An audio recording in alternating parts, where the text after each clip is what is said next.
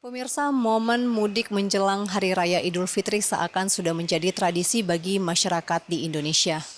Dan momen ini tentu dinanti-nantikan sebagai momen untuk berkumpul dengan keluarga ataupun kembali ke kampung halaman masing-masing.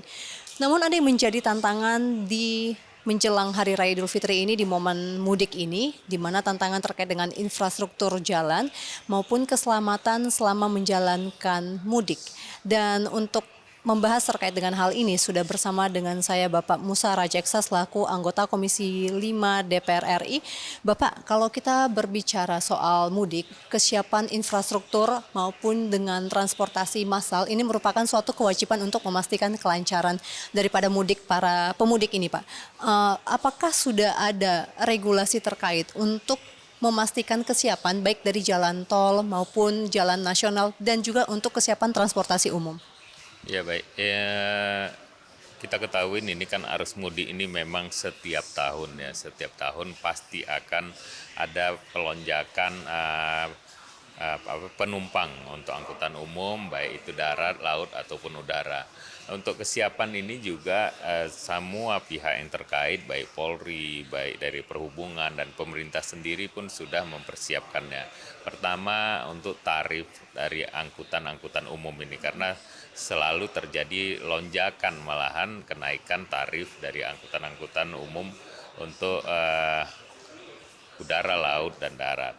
Tapi kemarin dari Pak Menko, Pak AHY sudah mengumumkan dari perintah Pak Presiden untuk angkutan-angkutan menuju Lebaran nanti malah ada penurunan dari biaya tarif tiket pesawat yang 13-14%, juga pemakaian jalan tol sampai 20%, begitu juga untuk tiket laut ya, dan juga kesiapan untuk angkutan-angkutan umum supaya tidak terjadi kemacetan, penumpukan, dan juga tidak terjadi kecelakaan lalu lintas.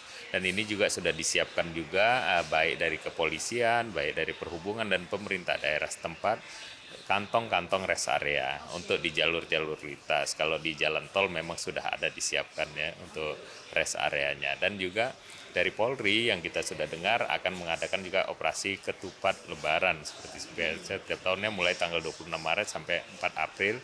Artinya ini juga operasi ini untuk melihat jalur-jalur supaya tidak terjadi kemacetan. Disiapkan pos-pos di titik-titik tertentu. Oke, berarti sudah dilakukan berbagai operasi dan juga langkah untuk memastikan mudik bisa berjalan dengan lancar. Nah, terkait dengan keamanannya, Pak, kita mengetahui bahwa dari pengalaman tahun-tahun sebelumnya ketika mudik Lebaran ada momen di mana terjadi kecelakaan lalu lintas yang disebabkan oleh kelelahan dari pengemudi. Apakah akan ada revisi atau regulasi yang mengatur terkait dengan jam kerja supir transportasi umum ataupun terkait dengan pengecekan transportasi umum yang digunakan? Ya, ini memang regulasi undang-undang ini sedang kami rapatkan di Komisi 5. Sudah beberapa kali pertemuan untuk revisi undang-undang ini. Kaitan juga untuk bagaimana mengatasi untuk keamanan daripada angkutan umum dan juga mengatasi terjadinya kecelakaan-kecelakaan yang selalu kita dengar di jalan tol, di jalan bebas hambatan dari angkutan-angkutan. Hal ini ya nantinya kita sudah memberi masukan juga bagaimana untuk selama ini adanya KIR untuk pemeriksaan kendaraan-kendaraan baik angkutan barang, baik angkutan penumpang. Ini juga harus bisa tegas dan kita mau juga di era sekarang ini kan sudah digital. Kita sudah memberikan saran-saran masukan, tapi ini masih pembahasan. Mudah-mudahan dan ini menjadi perhatian kami. Mudah-mudahan ini bisa segera selesai dan bisa terlaksana dengan baik nantinya. Baik, mungkin sedikit masukan kepada masyarakat Pak terkait dengan apa yang perlu ditaati dan dilakukan selama menjalankan mudik ini agar semua perjalanan bisa berjalan dengan aman dan juga nyaman.